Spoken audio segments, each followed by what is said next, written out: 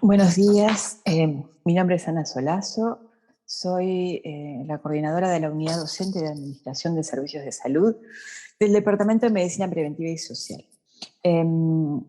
Bienvenidos a esta unidad temática, que es la del contexto organizacional de práctica clínica, en esta optativa que es de la Facultad a la Práctica Profesional. Como habrán visto, comenzamos esta unidad temática con un video que narra la experiencia del comienzo de trabajo de 3 colegas que están preparando la residencia. Y un poco el objetivo con ese video es ponerlos justamente en contexto del comienzo de la práctica como médicos, y que sean preguntas disparadoras para poder abordar algunos de los temas que vamos a tratar. La primera cosa es que cuando empezamos a trabajar, trabajamos en el marco de organizaciones de salud, ¿verdad? De salud son organizaciones complejas por muchos motivos, complejas primero que nada, por cuál es la razón de ser, ¿verdad? Que trabajamos con la salud, con la vida de las personas, por el servicio que brindamos.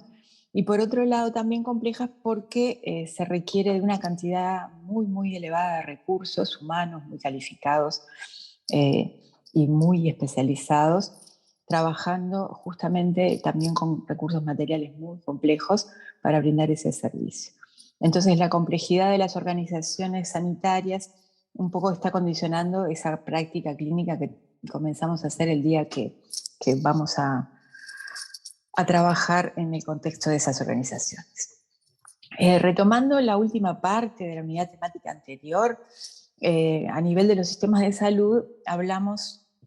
se habló en la última unidad temática del modelo de atención, ¿verdad? El modelo de atención como el modo que se organizan y combinan los recursos del sistema de salud para resolver las necesidades de salud de una población.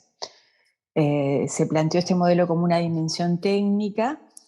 y como un instrumento que ordena y orienta las prácticas de atención en salud con criterios que establecen cómo se organiza y divide el trabajo del equipo de salud. Y es esta última parte que es la que queremos resaltar y vamos a abocarnos en esta unidad a trabajar sobre justamente este nivel más operativo y más aterrizado, que es la forma de organizar y dividir el trabajo en las organizaciones sanitarias. Para eso, bueno, en estas organizaciones brindamos atención médica y queríamos traer una definición de la Organización Mundial de la Salud, según la cual la atención médica es un conjunto de servicios que se ponen a disposición de los individuos y la comunidad, todos los recursos, a disposición de los individuos y la comunidad, todos los recursos de la ciencia y la técnica para promover, proteger, recuperar y rehabilitar la salud.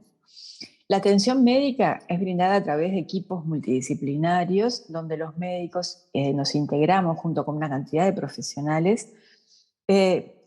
para brindar la atención en distintos tipos de organizaciones sanitarias. En nuestro país, y acá estamos definiendo este primer concepto, las unidades asistenciales se definen como aquellas que efectúan prestaciones vinculadas a la atención a la salud con profesionales habilitados a tal fin y organizándose los servicios brindados a través de una administración única. Esa es una definición que desde el 2002 está vigente a través del Ministerio de Salud Pública, pero que de alguna manera estas instituciones, organizaciones o unidades asistenciales tienen una cantidad de sinónimos y muchas veces las denominamos de una forma diferente, pero bueno, sepamos que estamos hablando de eso, ¿verdad? Cuando decimos servicios de salud, efectores de salud, es una palabra que se usa mucho en instituciones sanitarias, organizaciones sanitarias, tienen que ver con esta definición que es, bueno, aquella institución, organización, unidad asistencial que tiene una administración única. Y bueno, en el video las colegas se preguntaban, bueno, esta institución en la que trabajo, ¿de quién depende? ¿Es nacional? ¿Es internacional? Bueno, de eso estamos hablando. Nos ubicamos entonces en una unidad asistencial y esas unidades asistenciales donde vamos a ejercer nuestro trabajo tienen distintas diferencias y distintos tipos. Algunas, por ejemplo, pueden ser unidades de consulta externa, como los consultorios, las policlínicas, los centros de salud. Después tenemos unidades de internación, que es el hospital. Clásicamente el hospital es la unidad de internación por excelencia. Pero hay otras unidades asistenciales, como unidades de diagnóstico,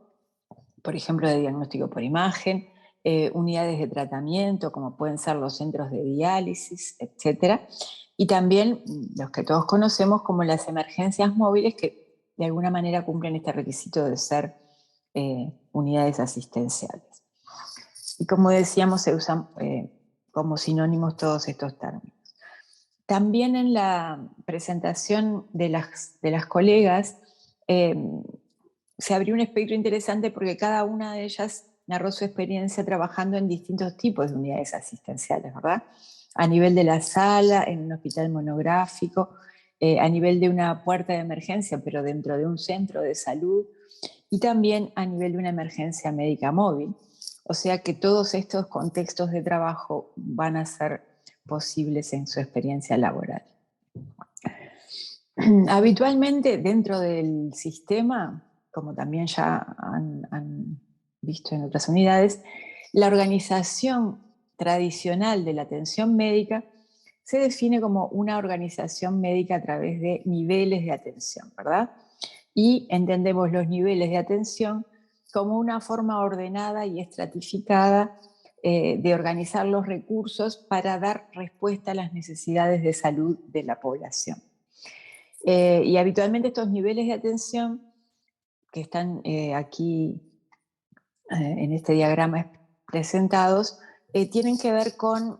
bueno, algunos estudios que se hicieron en la Organización del Sistema de Salud inglés, en donde se vio que la mayor parte de los problemas de salud de una población, o sea, el 80% de los problemas de salud de una población se pueden resolver con unas intervenciones y unos recursos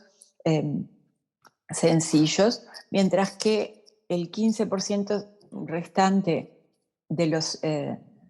problemas de salud que son más complejos tienden a resolverse en lo que llamamos un segundo nivel,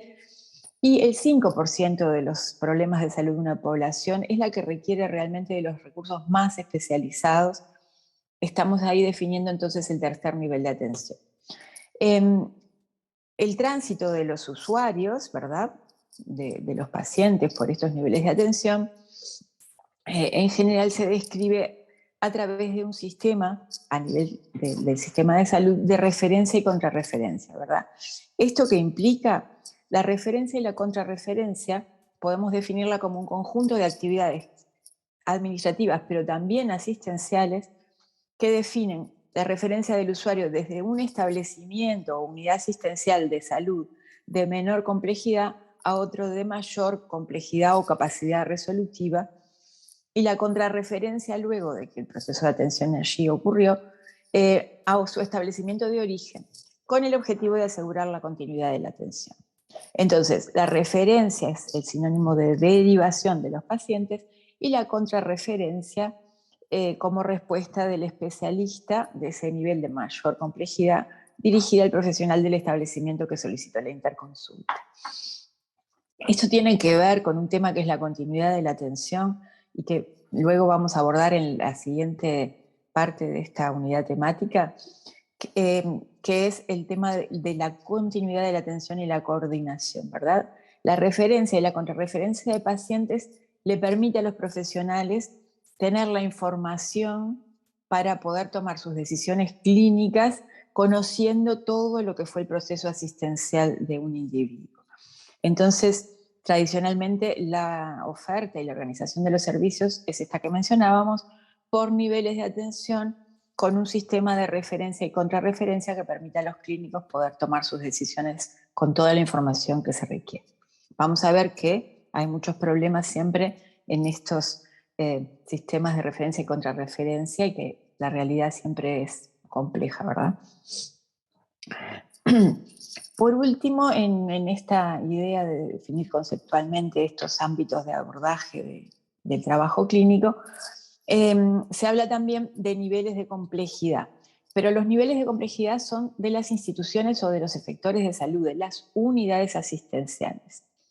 Entonces, el nivel de atención, ¿verdad?, en el que estamos ubicados para dar respuesta a esas necesidades de salud de la población, está condicionando el nivel de complejidad que debe tener un efector de salud, una unidad asistencial. Esto se define, por un lado, por el tipo de recursos humanos. La mayor especialización ocurre en los niveles de atención más altos, en el tercer nivel. Esto también requiere un tipo de recursos físicos con mayor desarrollo, y sin duda los recursos tecnológicos también hacen al nivel de complejidad de los efectores o unidades asistenciales. Y el nivel de complejidad entonces se define como el número de procedimientos de atención diferenciados que comprenden la actividad de un establecimiento y el grado de desarrollo alcanzado por los mismos. Entonces ustedes pueden desempeñarse en instituciones que pueden tener un diferente grado o nivel de complejidad. Y por último, no era la anterior, es esta en realidad la última definición que vamos a abordar, encontramos las modalidades de atención. Las modalidades de atención refieren a cómo se brinda la atención, a cómo se realiza ese proceso de atención. Y tenemos las clásicas modalidades de atención, que es la atención ambulatoria, ¿verdad?, en consulta externa, en un policlínico, en un centro de salud, en un hospital. La hospitalización, que implica, bueno, que el individuo pernocte en una cama de hospital, ¿verdad? Y la modalidad de atención de urgencia y emergencia, que implica, bueno, la emergencia, la necesidad de atención inmediata, porque hay un riesgo de vida inminente, y la urgencia, si bien puede ser más diferida, también requiere la atención médica en un plazo breve de tiempo. Esas son las modalidades clásicas de atención, pero por otra parte, en los últimos años se han desarrollado nuevas modalidades de atención, como son, por ejemplo, la cirugía ambulatoria o cirugía del día, en donde hay procesos complejos como la cirugía que no requieren internación, ¿verdad? Todo lo que puede ser la internación domiciliaria, que implica llevar el hospital al domicilio del paciente, los recursos que el hospital utiliza, llevarlos al domicilio del paciente.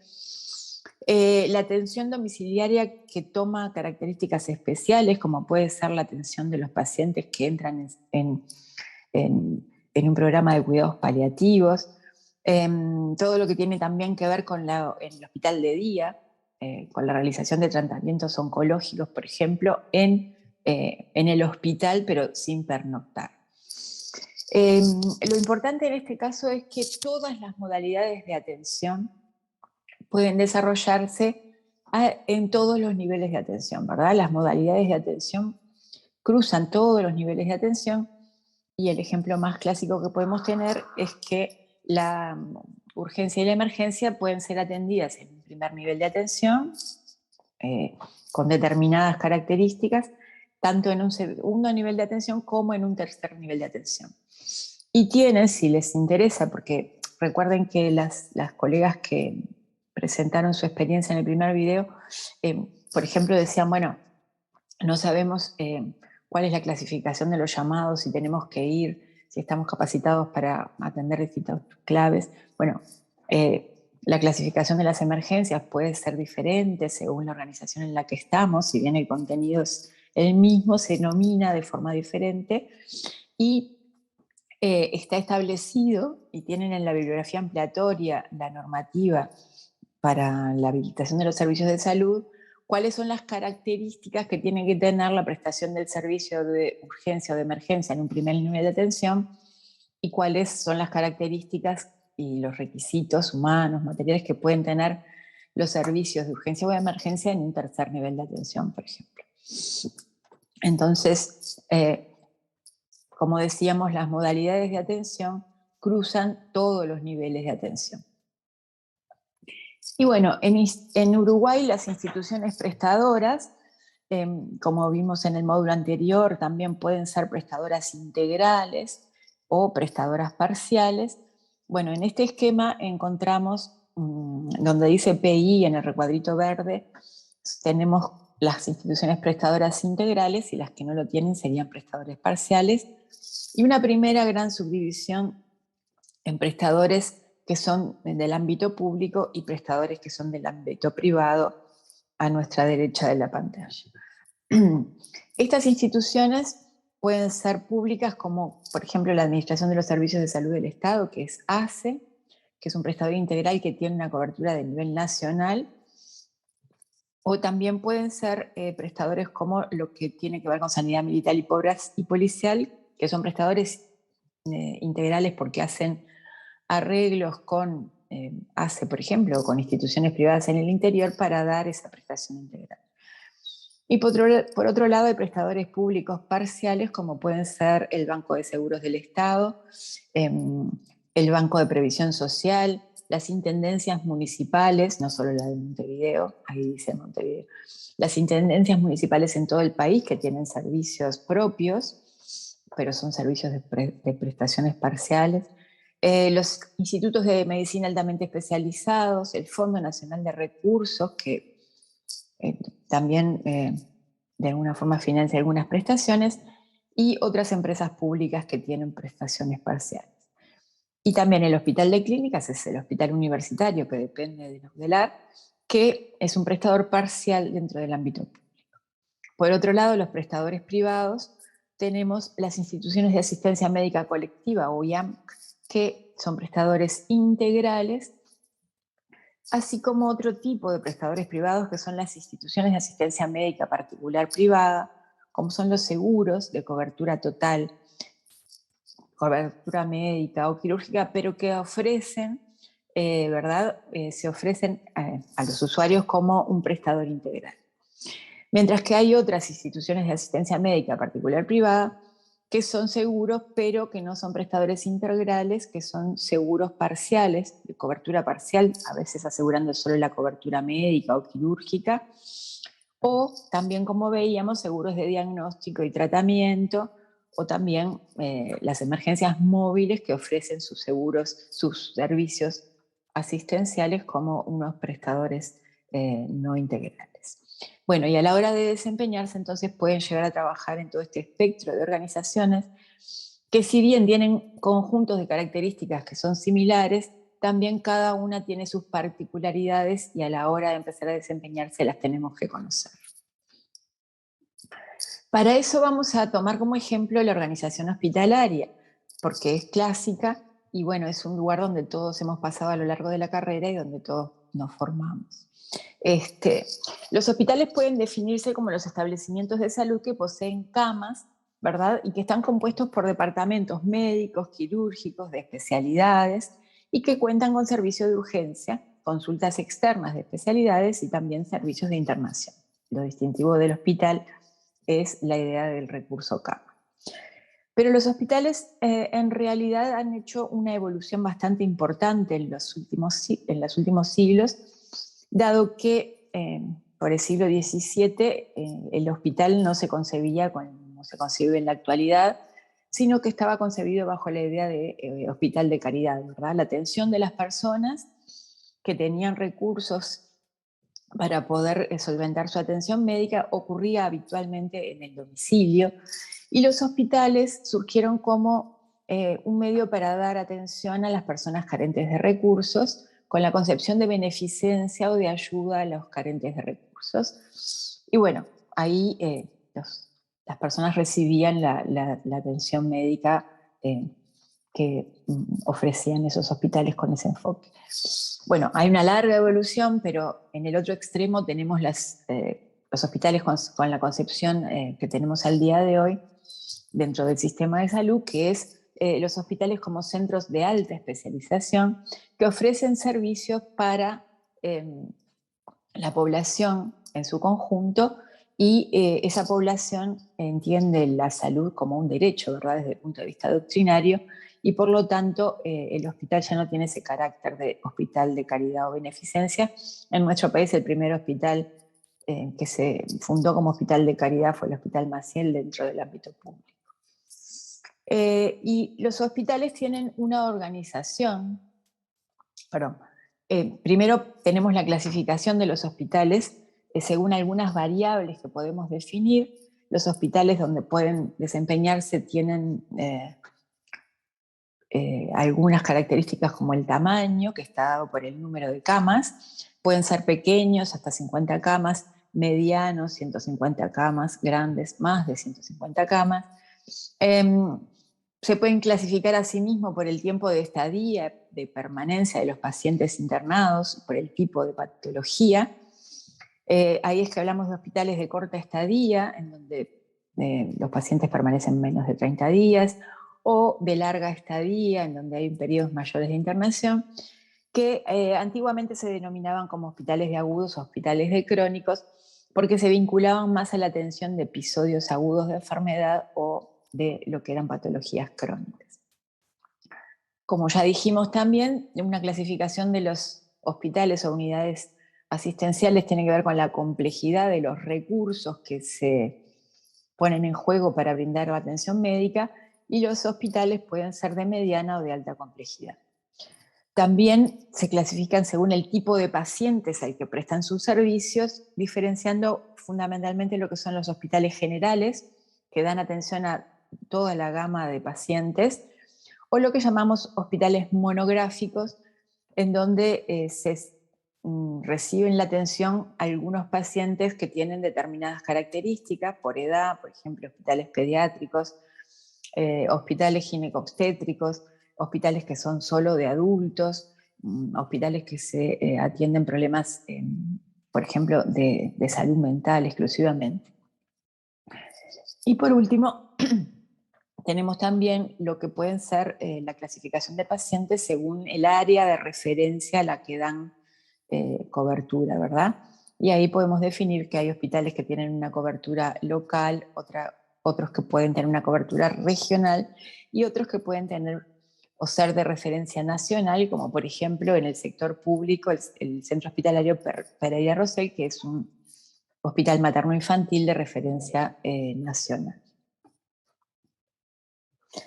Bueno, y los hospitales muchas veces se organizan, como decíamos, aterrizando el lugar a donde vamos a ir a trabajar. La organización de los hospitales es compleja y puede ser tan diferente como instituciones existan, ¿verdad? Acá estamos planteando lo que es un organigrama típico de un hospital genérico, en donde lo que habitualmente representamos justamente es la dependencia de los servicios y en este caso, por ejemplo, tenemos desde la dirección, por un lado, lo que podrían ser servicios asistenciales, o sea, lo que tiene que ver directamente con la atención médica, y por otro lado, servicios de apoyo, que tienen que ver más con los servicios administrativos y de administración, oficinas de recursos humanos, recursos materiales, mantenimiento, etc. Y dentro de los servicios asistenciales tenemos aquí una organización en donde decimos que hay, por un lado, servicios clínicos,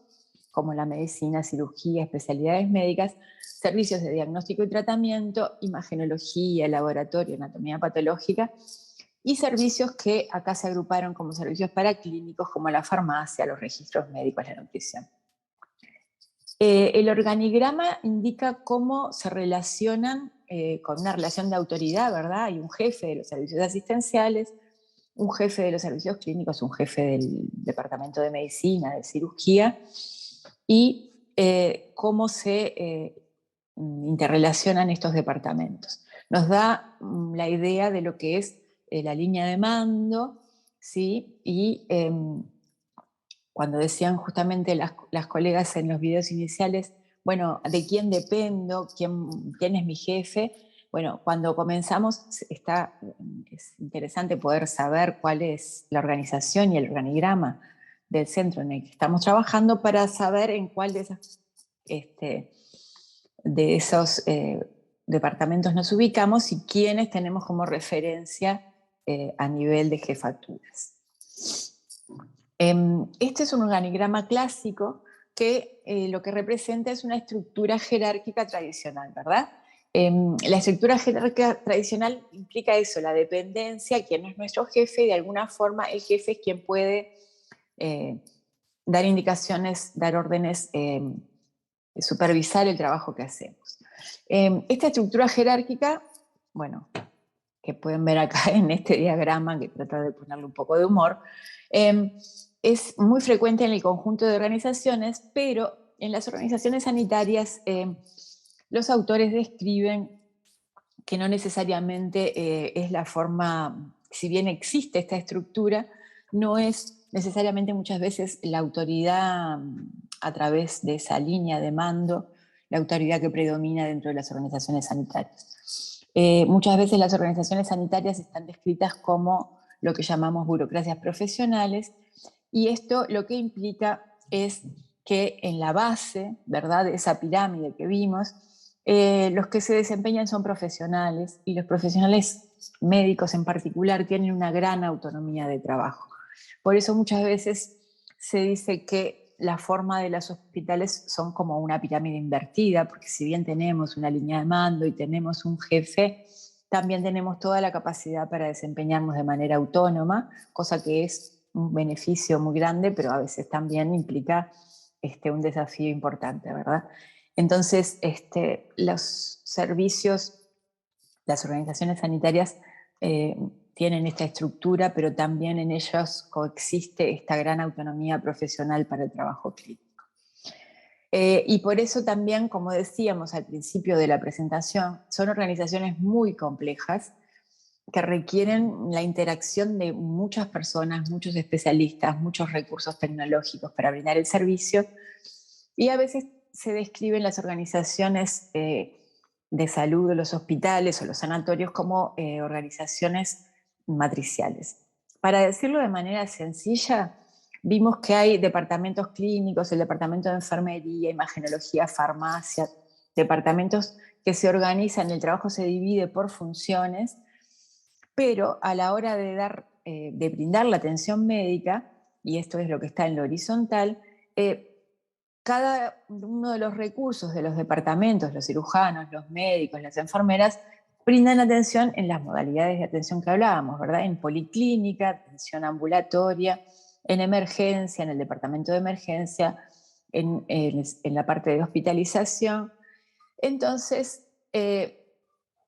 todos estos recursos se ponen a trabajar en equipo, por ejemplo, para brindar atención en emergencia. Ahí muchas veces lo que aparece es que si bien tenemos un jefe en el departamento clínico de medicina, también podemos tener un jefe en el departamento de emergencia, que es el que coordina las actividades de la emergencia, y esto hace muchas veces que sea difícil ubicarnos, como planteaban las compañeras, diciendo, bueno, ¿a quién me refiero? ¿Quién es mi jefe? ¿Con quién puedo consultar? ¿Quién de alguna forma va a ser el referente en mi trabajo? Entonces es bueno que cuando empiecen a trabajar conozcan un poco toda la organización y la interrelación y la coordinación que se da entre todas estas partes de las organizaciones. Y para cerrar un poco esta unidad, no, la unidad temática no, la primera parte de la unidad temática, vimos recién lo que es el clásico modelo de atención y el clásico modelo de organización por niveles de atención, y las clásicas y el clásico modelo de organización hospitalaria. Sin embargo, en las últimas décadas ha habido, como ustedes vieron en unidades temáticas anteriores, como en epidemiología, ha habido un gran cambio en lo que es la esperanza de vida de las personas, el envejecimiento, y la esperanza de vida nos lleva al fenómeno que llamamos de compresión de la morbilidad, en donde aparece un predominio de las enfermedades crónicas y aparece un predominio justamente de las personas añosas con un gran número de patologías de evolución crónicas que le dan una complejidad al abordaje de esas patologías importantes. Entonces, esta evolución de lo que es las necesidades de salud de la población hace que, y de alguna forma explica, que haya un desarrollo importante de lo que son las nuevas tecnologías. Como podemos ver ahí, en, momentos del inicio de lo que llamábamos los hospitales, la idea, por ejemplo, del CTI dentro del hospital era la idea clásica, y sin embargo, actualmente hemos desarrollado, por ejemplo, en el caso de la pandemia por COVID que hemos vivido recientemente, hemos desarrollado la posibilidad de tener un CTI móvil, ¿verdad? Eso era impensable en otros momentos del desarrollo de la medicina. Asimismo, las tecnologías de la información y el desarrollo de la telemedicina, que implica la atención, el proceso de atención a través de tecnologías de la información, que tiene 1000 variantes, también ha sido un desarrollo de los últimos tiempos, y que también con la pandemia también se ha acelerado bruscamente. Los cambios en la organización de la atención médica que están impulsados por lo que son el desarrollo de las tecnologías son realmente importantes. También destacar, por ejemplo, todo lo que tiene que ver con la medicina individualizada y lo que tiene que ver con el desarrollo de la farmacogenética, en donde los tratamientos se pueden adaptar a las características personales, ¿verdad?, del individuo, en donde las dosis, los fármacos se definen a medida. Entonces son cambios que sin duda van a generar cambios en la organización, en la forma de prestar los servicios. Y por otro lado, solamente para mencionar algunas, ¿no? Hay muchísimas más. Y por otro lado también hay cambios en lo que son las preferencias de los pacientes y de los usuarios, que podemos ser cualquiera de nosotros también. Y de alguna forma, pasado el tiempo, ya hemos visto la idea de que ya no hablamos más de pacientes. Los pacientes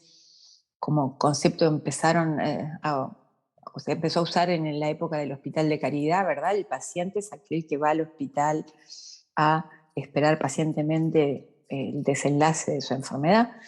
Y bueno, de pacientes pasamos a hablar de usuarios, a veces se pasó a hablar de clientes, pero actualmente en realidad, desde el punto de vista del enfoque de salud como derecho, hablamos muchas veces de ciudadanos que reciben ese servicio, y todos nosotros como ciudadanos cada vez tenemos más acceso a la información, cada vez somos pacientes más informados. Bueno, ahí aparece en la viñeta un poco una forma graciosa de plantear eso, en donde va el paciente y le pregunta al médico, y le plantea al médico que viene por una segunda opinión porque de alguna forma ya hizo su propio diagnóstico a través de Internet. El acceso a la información se ha convertido en algo realmente muy importante, y bueno, los pacientes, los usuarios, los ciudadanos estamos en condiciones de juzgar los servicios que recibimos, de opinar y también de tomar nuestras propias decisiones en relación a la salud. Entonces, como decíamos, e impulsada por estos cambios en las necesidades de la salud, en las necesidades de salud de las personas, solo a título de ejemplo vamos a nombrar algunas formas que son novedosas en lo que son la organización de los servicios, ¿verdad? Por un lado, han habido como ajustes en la organización. Por ejemplo, los hospitales cada vez tienden a tener menos camas, ¿verdad?, y a sustituir la atención hospitalaria por la atención ambulatoria de alta complejidad, existiendo grandes centros en donde se pone a disposición toda la tecnología y se completa un proceso diagnóstico y a veces hasta un tratamiento con una vocación ambulatoria, no respetando ya aquella idea de los niveles tan organizados en cuanto a la complejidad de las prestaciones. También en lo que tiene que ver con, entonces, en la sustitución de lo que puede ser la atención hospitalaria por atención compleja, pero en formato ambulatorio. La racionalización de los servicios, esto tiene mucho que ver, por ejemplo, para poner como ejemplo a nivel de nuestro país, lo que tiene que ver con lo que es la atención a los problemas de salud mental, en donde hay una tendencia también a la desinstitucionalización que han llevado a cabo muchos países.